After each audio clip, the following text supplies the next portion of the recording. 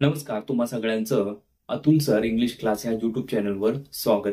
पहा, आज सेशनमध्ये मी तुम्हाला ह्या 8 शब्दांचा, बघा टायटल काय दिले, ह्या 8च शब्दांचा अभ्यास करा. तुम्हाला इंग्रजी ग्रामर समजणारच. हो, 100% समजणारच तुम्हाला. कारण की हे 8 जे आहेत खूप महत्वाचे शब्द आहेत. ह्यांच्या अवतीभोवती तुमचं सगळं ग्रामर फिरतं. जर ह्याच गोष्टी जर तुम्हाला नाही कळल्या तर तुम्हाला इंग्रजी ग्रामर हे कधीच सोडवता येणार नाही. नेहमी तुमचं कन्फ्युजन होईल आणि त्या कन्फ्युजन मध्ये काय होईल, तुमच्या वाक्यरचना ह्या चुकीच्या होत जातील. बघा, ग्रामर समजण्यासाठी तुम्हाला त्याच्या बेसिक थिंग्स तुम्हाला माहिती असणं गरजेचे. बघा, मी तुम्हाला ड्रॉ करून दाखवतो. इथं प्रेझेंट, इथं पास्ट आणि इथं परफेक्ट प्रेझेंट टेन्स. बघा, हा चार्ट तुम्ही व्यवस्थित पाठ करून ठेवा, जेणेकरून तुम्हाला ग्रामर सोडवताना ह्याचा तुम्हाला 100% उपयोग होईल. बघा, पहिलं जे आहे तुमचं काय, आय. प्रेझेंट मध्ये असेल तर तुम्ही काय वापरणार, एम. पास्ट मध्येच त्याला काय वापरणार तुम्ही, वॉज. आता परफेक्ट प्रेझेंट टेन्स असेल तर काय, हॅव. आणि परफेक्ट पास्ट टेन्स असेल तर हॅव. ओके, त्याच्यानंतर पहा, वी हे काय तुमचं अनेक वचन आहे. प्रेझेंट असेल तर आर, पास्ट असेल तर वर, पण हे कुठलं, कंटिन्युअस म्हणजे प्रेझेंट. ओके, मी तर काळांचे नाव लिहिले, perfect present, perfect past tense. Present असेल तर आर, पास्ट टेन्स असेल तर वर, आणि परफेक्ट प्रेझेंट टेन्स असेल तर हॅव, आणि परफेक्ट पास्ट टेन्स असेल तर सेम, हॅड. त्याच्यानंतर आहे तुमचं काय,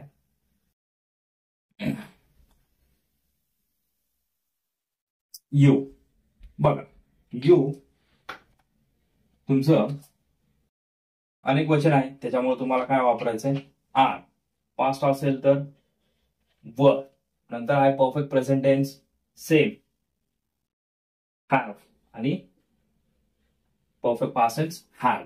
आता ह्याच्यानंतर येतो तुमचं ही असेल तर प्रेझेंट मध्ये इज, पास्ट मध्ये वॉज, आणि ह्याच्यामध्ये हॅज,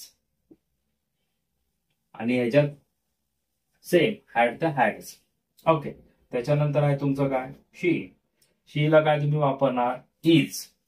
पास्ट असेल तर वॉज, सेम, हॅज. ओके, आणि हॅड. त्याच्यानंतर आहे काय तुमचं, दे. इथं प्रेझेंट असेल तर आर, पास्ट असेल तर व, परफेक्ट प्रेझेंट टेन्स असेल तर हॅव, आणि इथं काय असणार, हॅड. आता एखादं नाव असेल, आता त्याच्यामध्ये पण काय एकवचनी असेल, मी हे रफ करतो आणि मग तुम्हाला एक्सप्लेन करतो. जर ते एकवचनी असेल तर काय वापरायचं, काय एकवचनी असेल तर काय, आणि अनेक वचनी असेल तर काय वापरायचं, हे दोन्हींचं तुम्हाला मी सांगतो इथं. त्याच्यामुळे काय होतं की आपली गडबड होते, कुठलं टू बी स्वरूप घ्यायचं आणि कसं घ्यायचं हेच आपल्याला लक्षात येत नाही. ओके, हे लक्षात नाही आलं की काय होतं की आपली वाक्यरचना चुकते. बघा, नेम. आता आपण एखादं नाव घेतलं, जसं की माझं नाव घेतलं अतुल. प्रेझेंट असेल तर काय, इज. पास्ट असेल तर काय, वॉज. परफेक्ट प्रेझेंट टेन्स असेल तर काय, हॅज. आता सपोज आता इथे एखादं नाव नसेल, जसं की बघा, अ बॉय, म्हणजे काय, हे एक वचनी आहे. करता जेव्हा एक वचनी असेल तेव्हा तुम्हाला प्रेझेंट मध्ये इज, पास्ट मध्ये वॉज, आणि परफेक्ट प्रेझेंट टेन्स मध्ये हॅज, आणि इथं हॅड सगळीकडे. जर हे तुमचं जर अनेक वचनी मध्ये असेल तर काय, बॉयज. मग इथं काय ना आर, इथं काय ना पास्ट मध्ये वर, इथं हॅव, आणि हे सगळीकडे हॅव. आता हे झालं तुमचं प्रेझेंट, पास्ट, परफेक्ट प्रेझेंट आणि परफेक्ट पास्ट. हे लक्षात ठेवा, हे पाठच करा तुम्ही. कारण काय होतं की बेसिक थिंग जर तुम्हाला माहिती नसतील तर हे तुमच्या लक्षातच येणार नाही की कुठल्या कर्त्यानंतर तुम्हाला कुठलं टू बीचं वापरायचं हे तुमच्या कधीच लवकर लक्षात येणार नाही. त्यासाठी तुम्ही हा चार्ट पाठच करा. आता ह्याच्यानंतरचा एक कन्सेप्ट आहे डू डज डीड. बघा, ते फक्त सिंपल प्रेझेंट टेन्स आणि सिंपल पास्ट टेन्स मध्येच लागू होतं. ओके,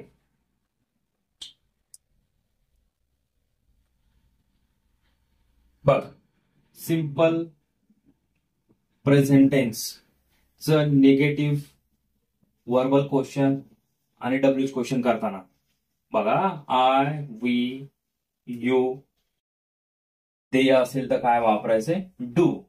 निगेटिव्ह असेल तर डू नॉट, नाहीतर फक्त डू. त्यानंतर आहे ही, शी, इट आणि नेम असेल तर निगेटिव्ह असेल तर डज नॉट, आणि फक्त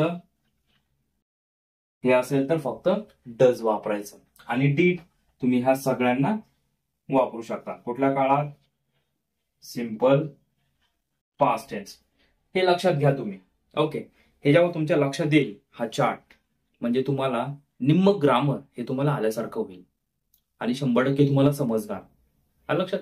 बघा, ह्याच्यामध्ये काय तुम्हाला डाऊट असतील तर प्लीज कमेंट बॉक्समध्ये कमेंट करा आणि पुढील सेशनमध्ये आपण असंच एक कन्सेप्ट घेऊन येऊ आणि त्यावर आपण चर्चा करू, स्टडी करू आणि अभ्यास पण करू.